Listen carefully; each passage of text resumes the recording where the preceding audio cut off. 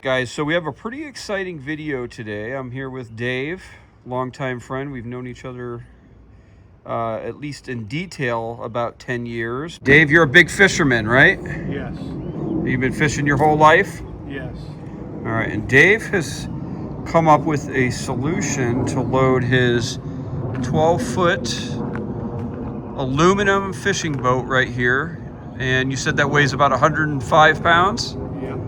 Fabricated his own parts to fit it in his truck. So sorry about that. I kind of took away your thunder a little bit there, but why don't you tell me kind of your inspiration for this apparatus to load this boat into your pickup truck? And I'm a guess part of it involves you being an old man like me, right? Yes. Okay. Yeah, being over 60, you need a little help. I used to load it by myself manually with my rack system that I built.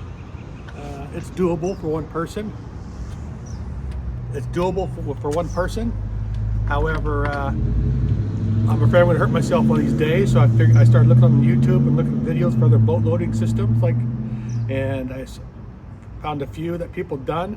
But on those systems, most of them put their winch up on the headache rack.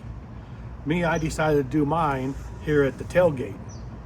That way you're closer to the controller, and if you have a non-remote controller, you can walk back to the boat and touch it and manipulate the boat as it's loading or unloading.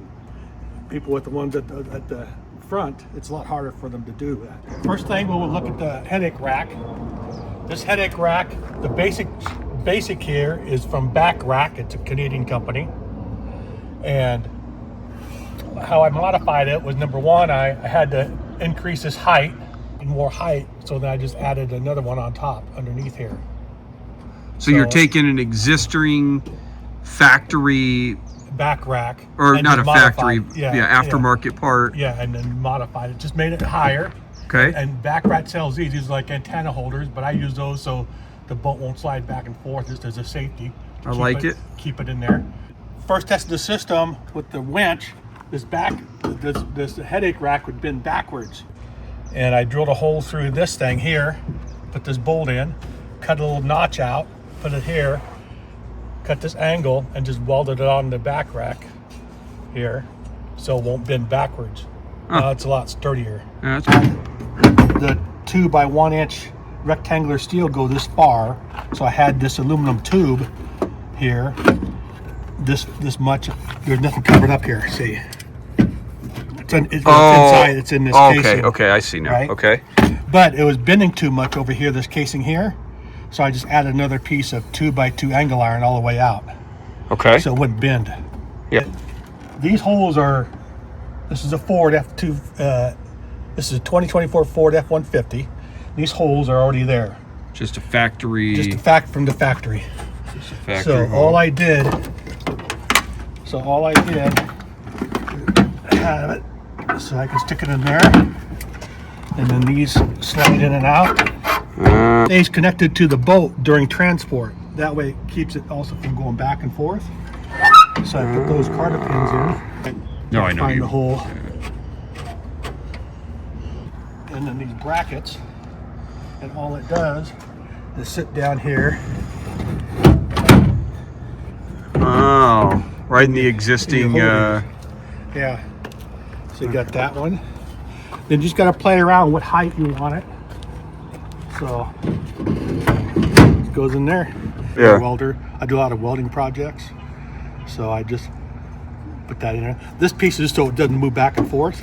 Yeah. Okay. Side. Okay. And this is just so it doesn't basically go all the way down. And then cutting these kind of these holes. I use a plasma cutter. Plasma cutter. Okay. Yeah, just a cheap Harbor Freight 120 volt 20 amp plasma cutter. Bars. This is a 3/4 inch bar.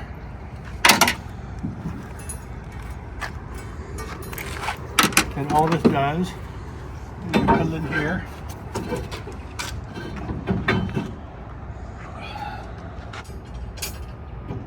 That one in there. Your piece. So you got this piece, your little rack system in the back. I only did this because I don't want to have it on here all the time.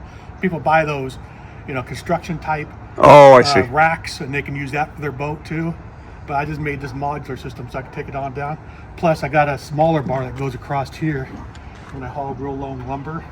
Do they have one that breaks down like this, or is I'm this? sure you can find something like Vevor or someone like that, or on Amazon, something like this. But I mean, this Similar. was like something that from years of doing this, you looked at this and said, "This Yeah, I makes just did it sense." this way. All right, sorry, keep going. Probably not the best way, but it's the way I did it. Yeah, no, I mean there's it's pretty numerous smart. ways that you can do it, different materials you could use. Yeah. Right now, this is the pulley system. It doesn't look very nice, but you know, I initially had to put this in, keep the rope so it stays Oh. hidden here. Before I didn't have these on here. Yeah, I So see. I welded these on, just a little iron tube that I've cut and re-welded. So, and then the pulley system. And these pulleys you can find on Amazon. Then everything else I just fabricated from metal. This goes up here, and I got two little bolts, Let me real actually- holes, Let me actually jump. holes here with bolts. And all I do, am I on the right? Yeah. All I did, it'll go in here. It just barely clears my little light, so that's something you got to consider. And then to hold it in place, all I do is just slip the bolts in. But it holds up to 2,000 pounds. Okay. 2,000 pounds strength. So, These winches are pretty affordable now, right? yeah, I think that was like, I don't want to say like 120. You thread it between this one, so that way when the boat comes up and over, it goes like this. Do that again. Oh, I see. Okay. Okay. Okay. And then when you're trying to load it, it's like this. Let me just walk this back.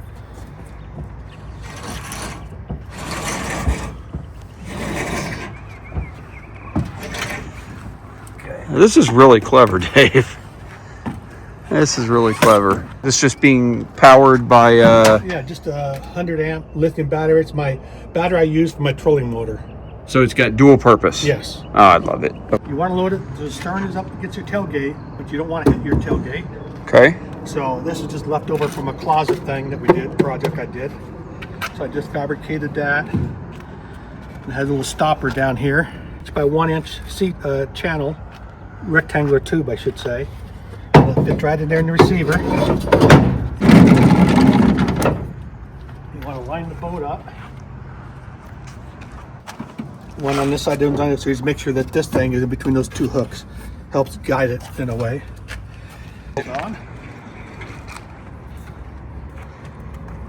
to these straps, the Kodiak straps. You can get them. Oh, I see. You can Okay. get them on Amazon. Okay. All right. Put these on. Now I try to lift up the boat off my little homemade dolly here. Okay. Okay, so Kinda the try to boat lift it is up a sitting little on bit. some. Okay, I got you. Stretch this rope it's tight. Wrap it around once, and then hook it on. Okay. Lift it up a little bit. Cushions here. And then I used cushions up there on top for the boat. My Okay. take on a roller system is it gives the boat more movement back and forth during transport on a roller system. With this here, it makes it stay a lot better on the bars when it's transporting back and forth. Lights is these Anderson connectors. I hope the battery has a charge. I didn't check it, Oh, I'm sure. It's... but we'll find out. Tighten it up a little bit here. Okay, so let me. You keep doing your thing. I just kind of want to That's walk it. through. Yep. I Okay. just tightened it up. So that tightens up there. That comes around the rollers. That comes over the top of the bar. Comes down to the front of the boat. And then these are just keeping the boat. Could keep the stern up off the ground.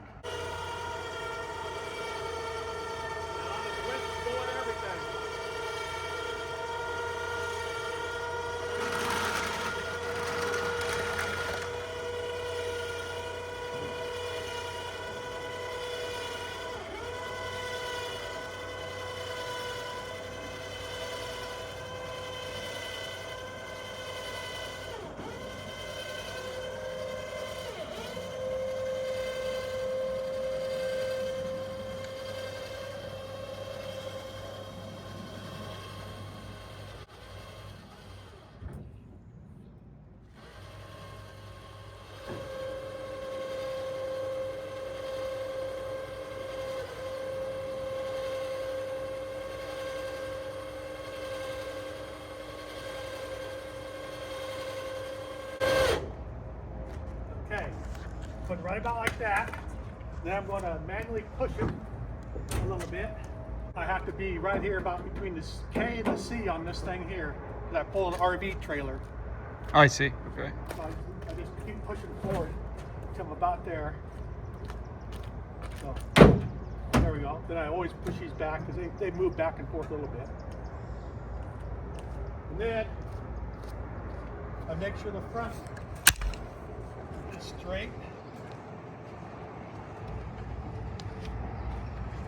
Make sure it's centered here. About like that. I'm gonna tighten the rope up a little bit.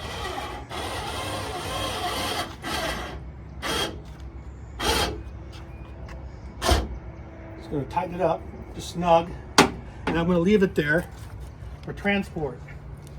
So this all goes back in. So it can't slide any farther forward because it's got tension on that Yeah, rope. because I keep that on there. Then I put a strap on the back, one strap on the back, cargo strap, ratchet straps, you know. Then I put two on the, I go from the inside where my hooks are, go crisscross, and another one here, crisscross. So they're crisscrossing here. I see. Okay. Back. Out, take this out, put it in the bed, and then I put my other whatever fishing gear I want in the bed, my boat dolly in the bed. This comes 3 pieces, Vevor, however you want to pronounce it.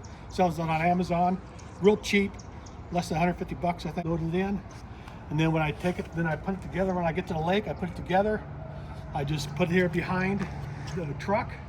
When I offload it, it goes right on to the dolly, just falls right on it, and then we're off fishing.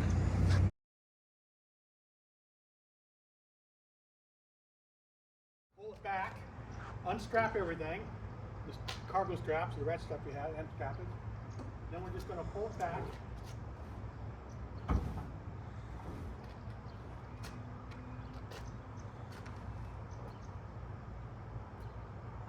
Up there, and then I'm going to take in a little bit of slack in the line, let it hang there like that. So kind of put the pressure downward. After a while, then it goes by itself.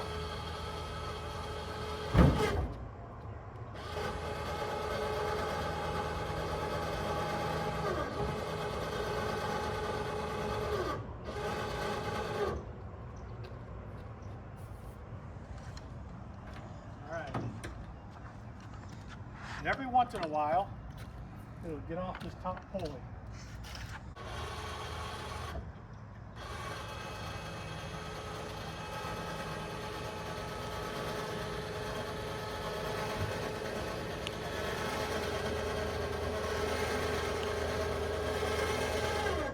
Now while you're unloading, you got to kind of pull it backwards to let it, so that it gets enough weight to hold on to the rope on the pulleys.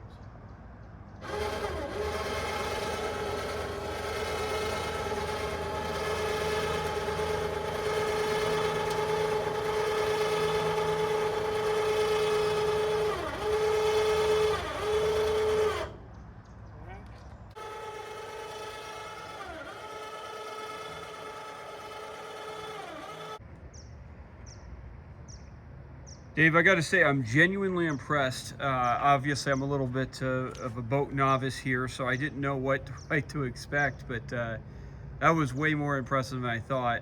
And, you know, I think I could certainly, you're talking about ropes and stuff, and it sounds like a small, minor detail, but I can certainly appreciate the fact of, you know, how it's really critical to have everything lined up, particularly side to side. And the fact that you made it work and it works as well as it is, I'm actually genuinely impressed. To point out, people worry about wind. When I was at Gunlock State Park loading it up, a couple guys there didn't think I'd get it loaded because it was 20 to 22 mile an hour winds.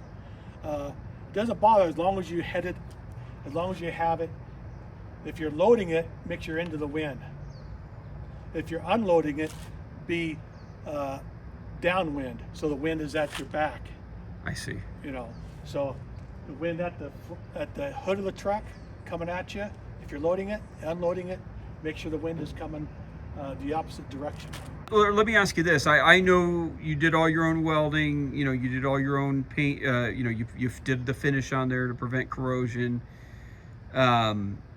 If somebody, just ballpark, if somebody were to do this on their own, so they do all of their own work, and then they just bought the components outright, ballpark, like what do you think like $400 or $500 to make something like this, maybe? Yeah, or? the iron is going to cost you about probably about $150 worth of iron, and then the winch be the next most expensive thing. You know, what, $150? That's $300. And then some of your ropes and your tape and your pipe ducting and your pins. Yeah, well, for sure under 200. Yeah, You very, know. very affordable. And then, The cheap way, I probably spent 400, yeah. but you know, for sure not over 500 to do it yourself.